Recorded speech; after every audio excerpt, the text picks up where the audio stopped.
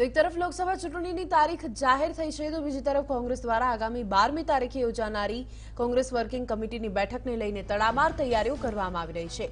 તો મંગળવારે અમદાવાદથી કોંગ્રેસ દ્વારા ચૂંટણી પ્રચારના પ્રારંભ કરવામાં આવશે અને આ અંગે વાત કરતા કોંગ્રેસ પ્રદેશ પ્રભારી રાજીવ સાતવે કહ્યું કે ગુજરાતથી સમગ્ર દેશભરમાં લોકસભા જીતનો સંદેશ આપવામાં આવશે।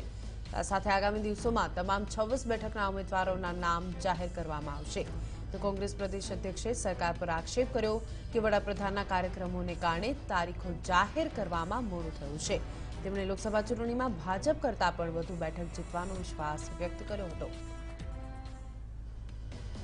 पूरे देश में अगर सबसे पहली लिस्ट किसी ने डिक्लेयर की है तो कांग्रेस ने की है और जिस प्रकार से गुजरात की तैयारी है, गुजरात में सबसे पहला नाम अगर कहीं से आया है तो गुजरात के कैंडिडेट्स का डिक्लेरेशन हमने किया है। पूरी तरह से हमारी कैंडिडेट्स की तैयारी भी है। बूथ बूथ पर और हर जगह पर कांग्रेस ने पूरा काम पिछले साल भर में किया है।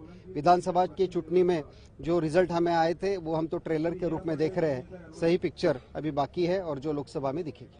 2014ની લોકસભાના ચૂંટણી કાર્યક્રમને જો સરખાવીએ તો આ વખતે ચૂંટણી વિલંબથી જાહેર કરવામાં આવી છે અને કદાચ વડાપ્રધાનશ્રીઓને રાજકીય કાર્યક્રમો સરકારી ખર્ચે કરવા હશે એટલા માટે ચૂંટણીમાં જાહેરાતમાં વિલંબ થયો છે।